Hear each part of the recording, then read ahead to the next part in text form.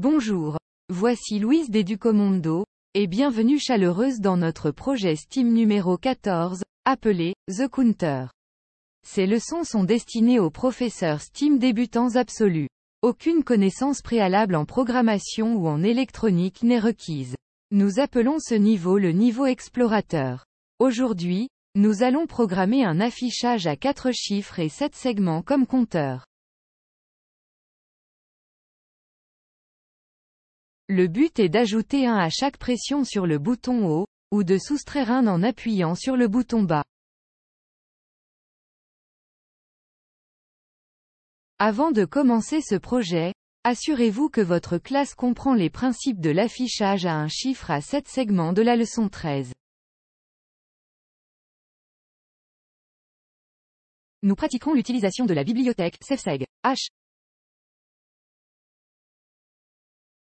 Nous allons installer 2 boutons poussoirs dans un projet assez complexe à construire.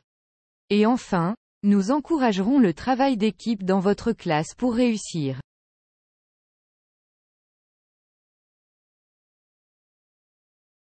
Regardons de plus près l'affichage à 4 chiffres et 7 segments. Avec les 7 segments, les chiffres de 0 à 9 peuvent être créés. Les différents chiffres représentent les milliers, les centaines, les dizaines et les unités. Le plus grand nombre pouvant être affiché est 9999. Il existe également un 8e segment, représentant le point décimal.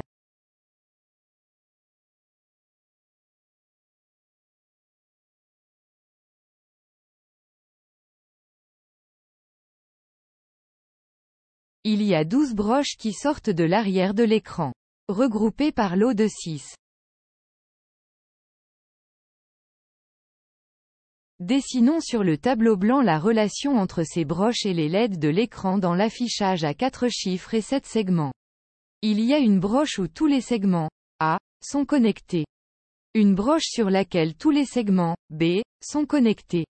Une broche pour tous les segments C, et ainsi de suite.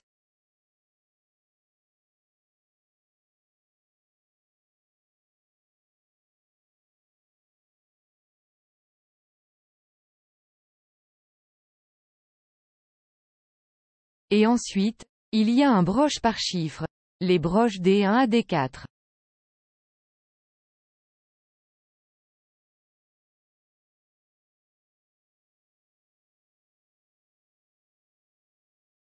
Nous devons maintenant comprendre quelle broche fait quoi. À première vue, c'est un peu déroutant car il n'y a aucune séquence logique apparente.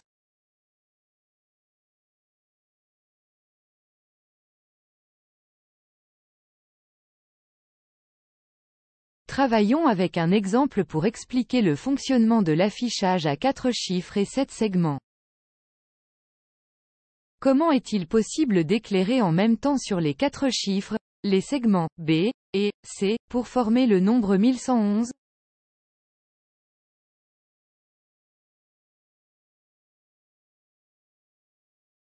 La réponse réside malheureusement dans la lente réaction de notre cerveau et de nos yeux. Le microcontrôleur allumera d'abord les segments B et C du chiffre 1 et les éteindra à nouveau, puis rallumera les segments B et C du chiffre 2 et les éteindra à nouveau, de même pour les chiffres 3 et 4.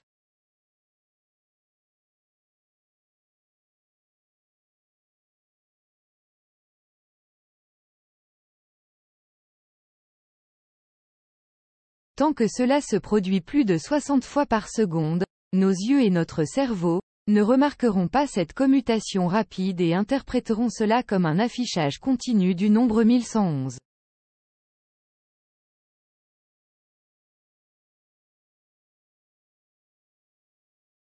Cette méthode est appelée multiplexage.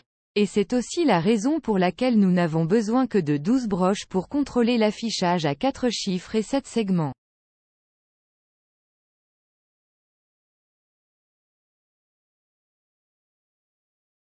Maintenant que nous comprenons le fonctionnement de l'écran, distribuons les composants à notre classe, le microcontrôleur et la maquette. L'afficheur 7 segments à 4 chiffres.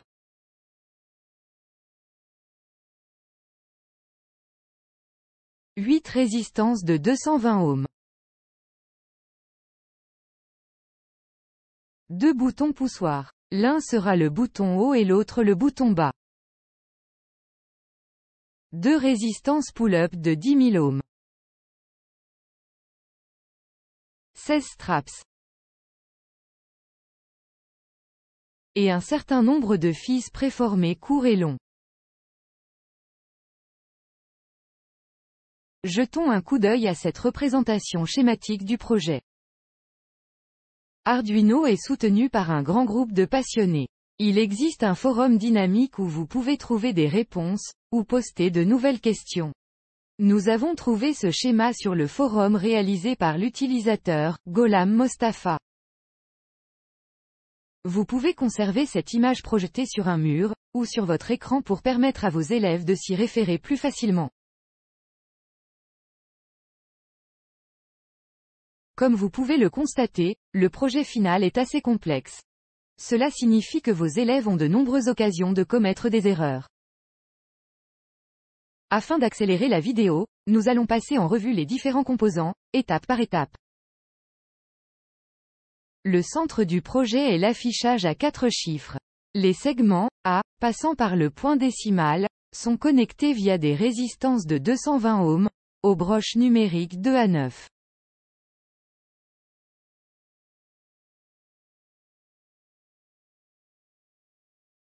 Nous avons utilisé un grand écran, donc l'espace sur la maquette est assez restreint. Vous pouvez voir que nous avons utilisé des fils préformés pour créer un espace, pour connecter les résistances aux broches d'affichage, et aux broches numériques de l'Arduino.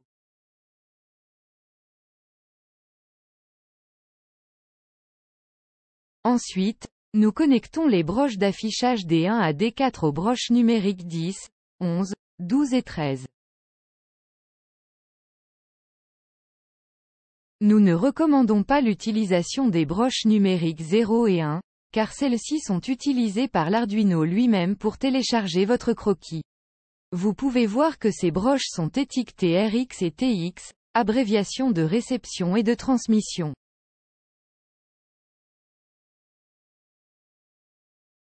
Heureusement, sur l'Arduino, nous pouvons utiliser les broches analogiques comme broches numériques. Nous connectons le bouton Up à la broche A1 et le bouton Down à la broche A2. Ici, vous pouvez faire une pause un instant, pour vérifier si votre classe se souvient encore de la façon d'installer les résistances de rappel. Sinon, laissez-les revoir la leçon numéro 10, la lampe de bureau. Les pattes boutonnées enroulées les unes vers les autres sont reliées. Les autres pattes ne sont pas connectées, jusqu'à ce que vous appuyiez sur le bouton et fermiez le circuit. Une branche du bouton est reliée à la masse. L'autre branche est connectée via la résistance de rappel, à la tension positive fournie par le microcontrôleur. Nous capturons le signal du bouton entre le bouton poussoir, et la résistance de rappel, et le conduisons aux broches analogiques A1 et A2.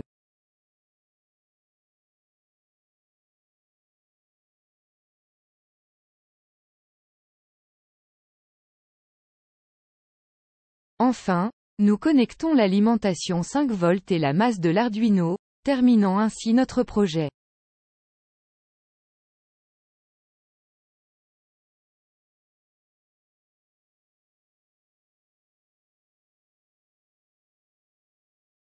Il est maintenant temps de commencer la programmation.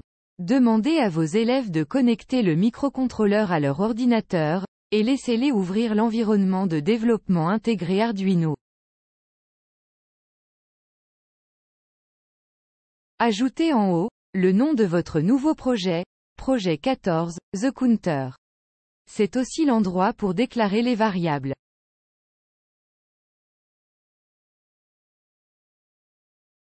Nous commençons par inclure la bibliothèque, Cefseg. H. Comme nous l'avons vu dans la leçon précédente, nous appellerons Cefseg comme S.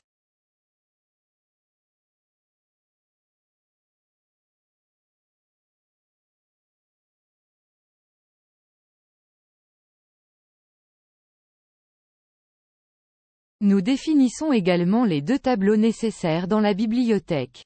L'un s'appelle common pin, et l'autre s'appelle seg pin. Pour les common pin, nous utilisons les broches numériques 13, 12, 11 et 10.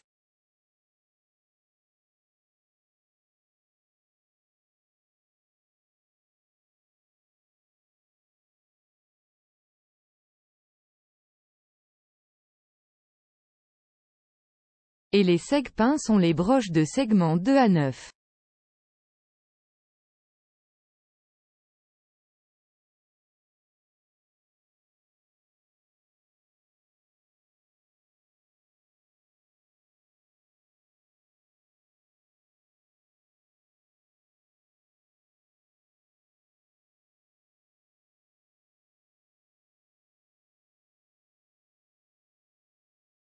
Nous aurons également besoin d'une variable, j, que nous mettrons à 0.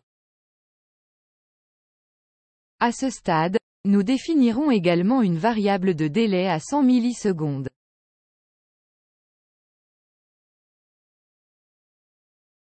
Dans cette zone, nous devons également déclarer nos boutons. L'un s'appelle le bouton Up, et l'autre s'appelle le bouton Down.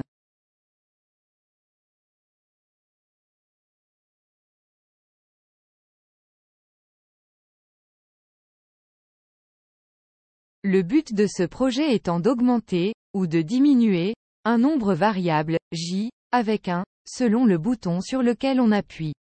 Nous devons également définir les variables suivantes. Une variable pour refléter l'augmentation de la valeur, et une variable pour refléter la diminution de la valeur.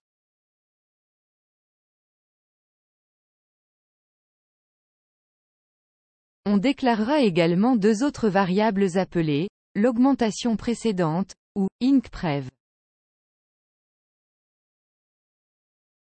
Et diminuer le précédent, ou decprev.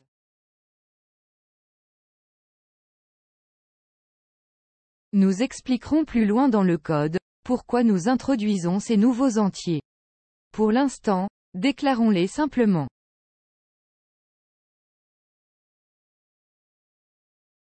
sBegin, nous avons une cathode commune. 4 chiffres, suivis des tableaux, common pin, et, seg pin. Et oui, nous utilisons des résistances.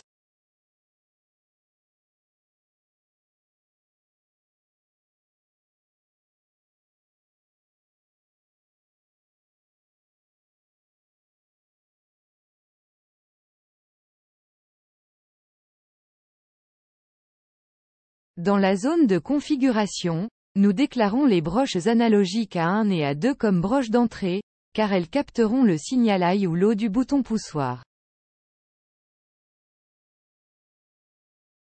Et nous faisons cela avec notre commande bien connue, pinMode.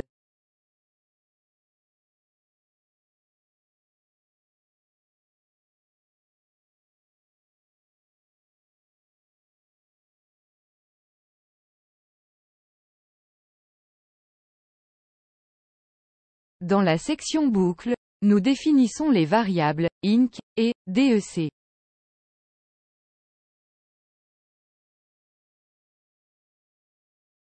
Inc, ou abréviation d'incrément, est la digital read du bouton poussoir up. Et de même, dec, ou abréviation de décrémentation, est le digital read du bouton poussoir down. Dans la section suivante, nous devons programmer ce que fera ce signal up ou down. Regardons d'abord l'incrément. Si la variable d'incrément est égale à low et que notre variable, j, est inférieure ou égale à 9999. Que se passera-t-il? Eh bien, j sera défini sur j plus 1. Nous ajouterons donc un au compteur.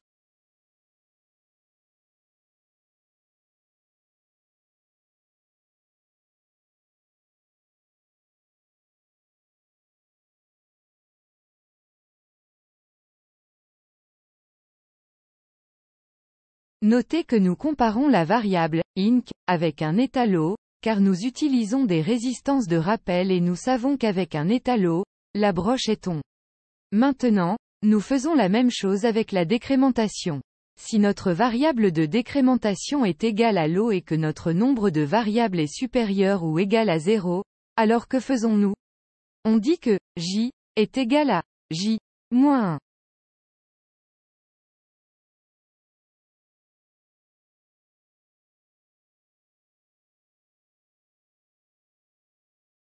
On soustrait donc un de j.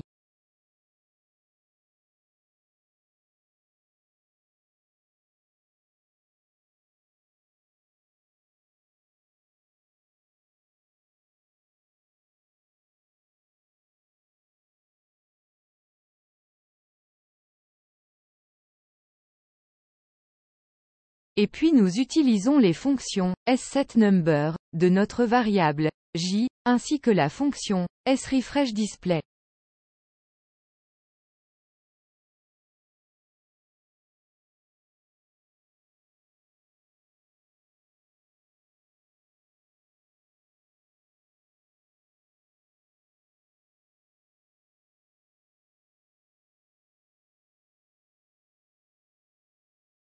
Téléchargeons le code. Et voyons ce qui se passe. La variable j est définie sur la valeur de départ de 0.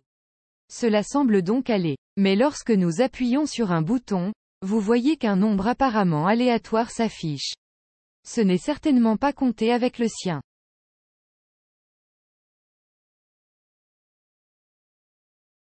Demandez à vos élèves s'ils savent quelle en est la raison. La raison est que l'Arduino est trop rapide. Lorsque nous appuyons sur le bouton, les broches à 1 ou à 2 ne reçoivent pas une seule impulsion, mais des dizaines, voire des centaines, dans le court laps de temps pendant lequel le bouton est enfoncé. Le résultat est ce nombre apparemment aléatoire sur l'écran.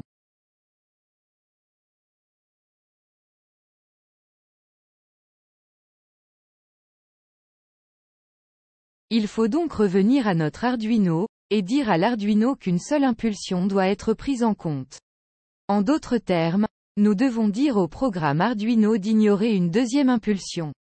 Et nous faisons cela en ajoutant une autre condition qui dit esperluette la variable inc est différente de la valeur inc précédente.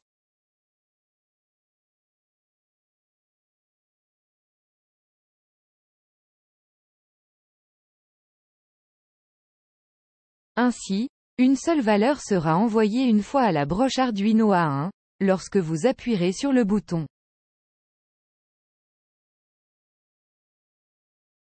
Nous ajouterons également notre délai de 100 millisecondes, pour laisser au bouton poussoir le temps de faire son travail. Et on fait de même pour la décrémentation.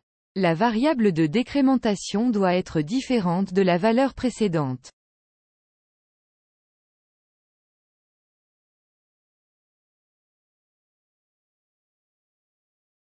Laissez votre classe télécharger à nouveau le code. Et cette fois, rien ne se passe lorsque l'on appuie sur le bouton. Il est encore temps pour vos élèves de discuter de ce qui se passe cette fois-ci. Ce qu'ils doivent faire, c'est réinitialiser à nouveau le inc précédent inc.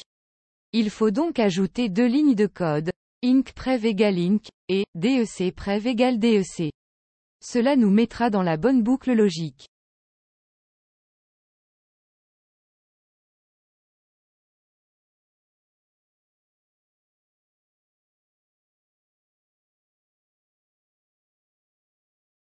Lorsque nous appuyons une fois sur le bouton Up, et même si nous ne le relâchons pas, le compteur ajoutera un 1 au nombre affiché.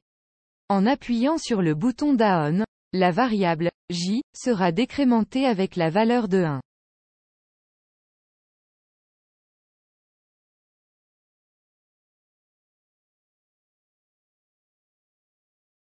Ceci conclut notre projet numéro 14, The Counter. Qu'avons-nous appris? Eh bien, nous comprenons maintenant le fonctionnement de l'affichage à 4 chiffres et 7 segments. Nous pratiquons l'utilisation de la bibliothèque Safseg. Nous avons programmé des boutons poussoirs sur un projet assez complexe. Et le plus important, nous avons encouragé le travail d'équipe pour réussir.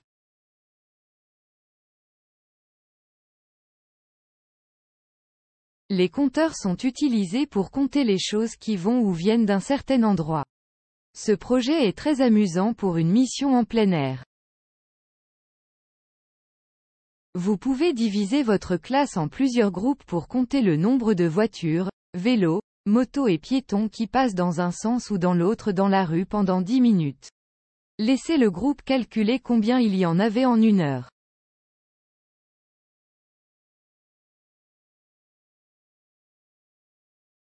Vous pouvez comparer les résultats des deux directions. Y a-t-il une différence et pouvez-vous en trouver une raison? Ou peut-être que votre classe pourrait visiter une petite ferme et que vous pourriez lui demander de compter les différents types d'animaux? Comparez les résultats des différents groupes et laissez-les calculer les moyennes et la moyenne de leurs mesures.